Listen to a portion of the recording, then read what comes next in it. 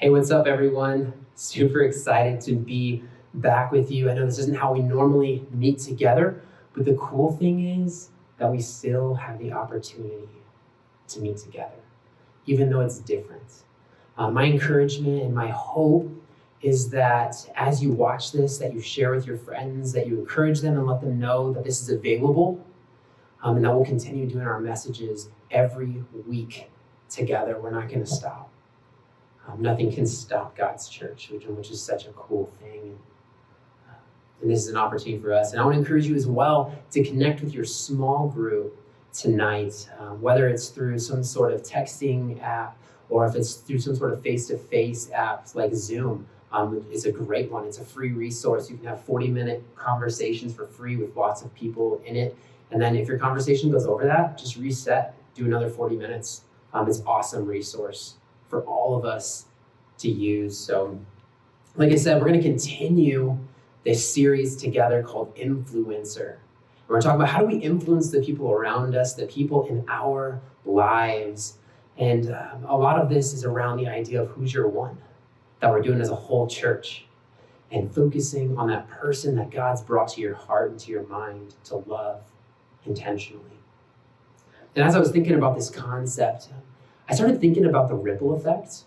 Have you ever taken a rock or a stone, maybe you've even dropped your phone in water?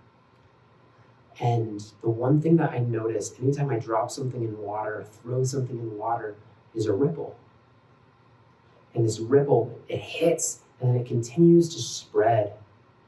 And sometimes it spreads farther than others. And no matter how big the rock or how small the pebble, the greatest point is the point of impact, the place of origin where there's first hits the water.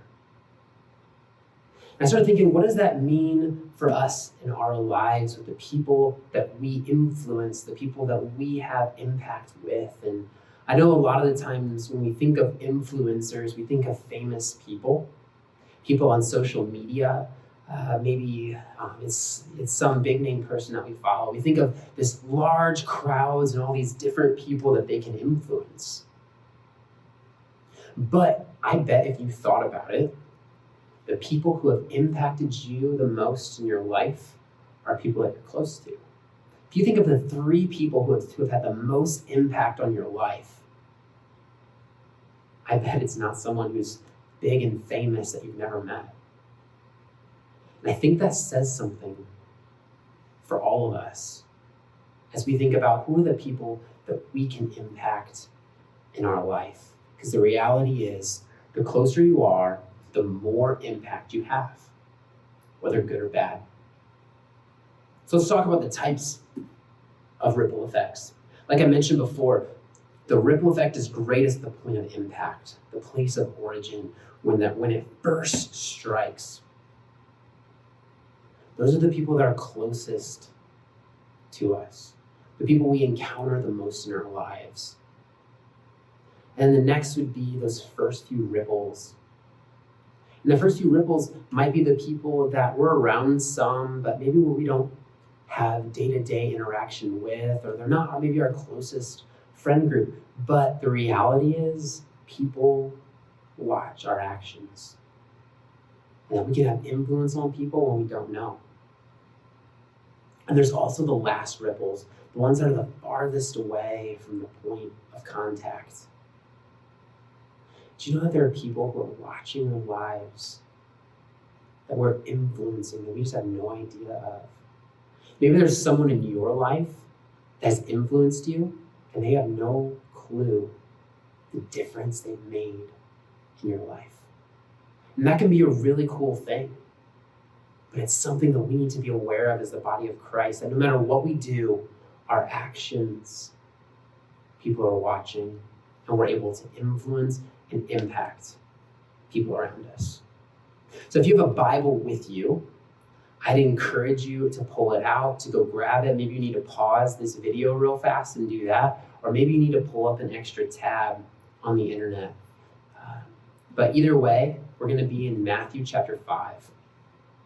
If you open up to Matthew chapter 5, This is known as the Sermon on the Mount, and Jesus is here teaching to people, to a large crowd on the side of a hill. And it says they sat down and he began teaching.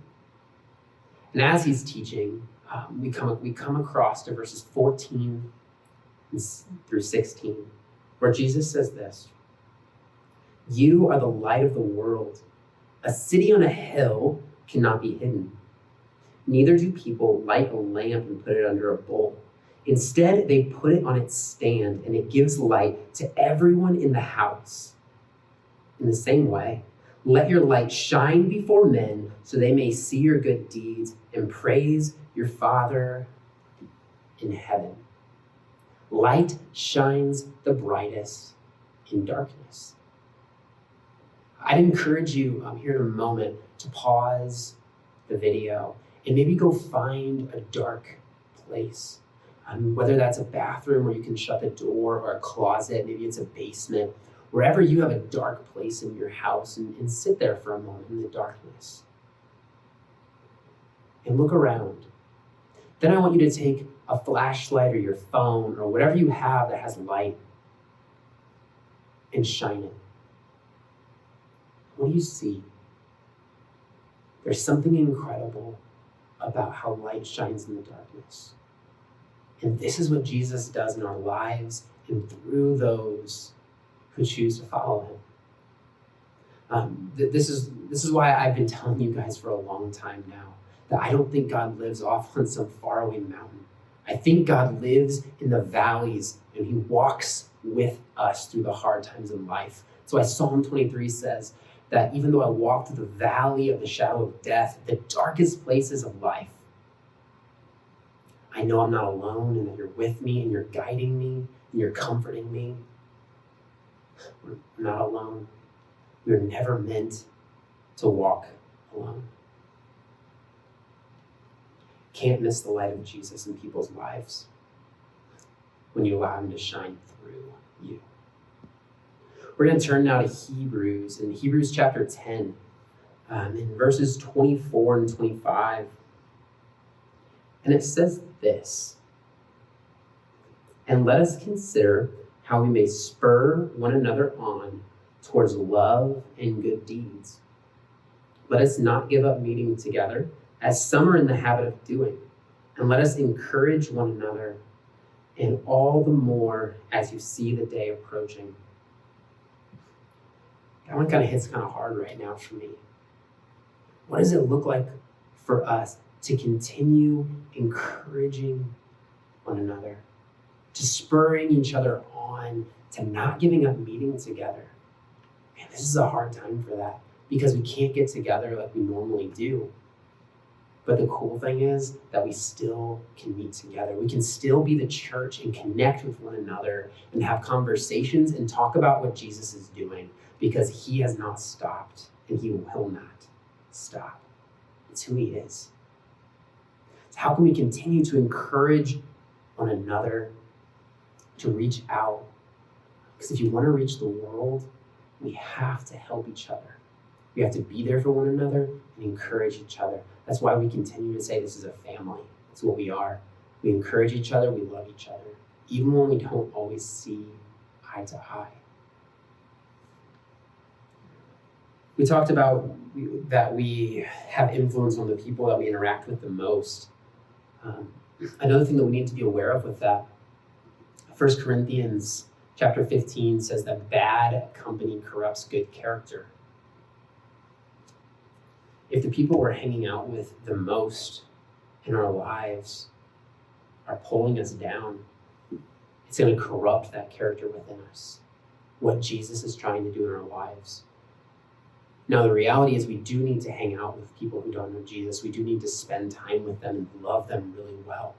But who are the people that are making the biggest impact in your life, that you're allowing to influence you the most? Are they pursuing Jesus? Because those people should be the ones who are, the ones influencing you, so that you can look like Jesus and that you can shine brighter in the lives of those who don't know him yet. That's how we reach people, is encouraging one another. But if we're allowing bad company to corrupt us. It makes it a lot harder to look like Jesus. So what do we do? What do we do with this information? What do we do with this today, with our circumstances? The first thing is dream big. Think of that ripple effect in your life. How far the ripples can go. How many people can be influenced by one action? Whether you know it or not, people are watching. They're watching what you post, what you say, how you interact with other people. Even at home, how you interact with your siblings, with your parents, with your friends, your guardians, whoever you interact with. And we also need to remember to live small, to focus close, to take our energies and our attention and love the people who are near to us really well. Because like I said, people are watching what we do. And we need to learn to love people so well. We have a saying around here that says, do for a few what you wish you could do for many. Because the reality is we can't influence as many people as we often want to. And we might even have these awesome ideas on how to change people's lives, but then we might get overwhelmed. Like, how am I supposed to do this all by myself? Like, how can I do this? Start small. What can you do for a few people that you wish you could do for everyone? And do it well, do it intentionally. Do it with all your heart as you're doing it for Christ Jesus. So here's the last few things I want to leave you with as we kind of end this time together is what encouraged you today? What happened that encouraged you today? What did you see? What did someone say? Who did you encourage today? Did you encourage someone today? And lastly, who needs it? Who in your life needs encouragement right now? Who do you need to influence, to impact? Because you can make the choice now to impact someone else's life, to make life-changing impact, which is an awesome thing that we can do together. Who's your one, that person that Jesus has put on your heart that you need to be reaching out to? Because now is a better time than ever before to reach out, to love someone, to be the light of Jesus in a fearful world, in a hurt world. I hope you know that we all love you here. We're going to continue to pump out content just like this. Each Wednesday, we're going to meet together at 7 o'clock, just like this. We're going to pump out on our YouTube channel, on Instagram, Facebook. We have a podcast. If you search Grable Student Ministry on any of those platforms, you'll be able to find us and get all of our stuff that we're posting. We're also posting daily devotions every day. Sunday mornings, what we're encouraging you to do is meet with your family and watch the service together, just like all of us here on staff are going to be doing. Watching the service and then engaging each other in conversation. Continuing to be the church. And that's who Jesus has called us to be. Make sure that on all those platforms you subscribe so that you get all of our notifications as we continue to pump out all of this material. And we're hoping to do some giveaways too. So if you guys are interested in keeping up with that, we'll tell you how to start winning some of those things as well. So we love you, and we'll catch you later. See you guys.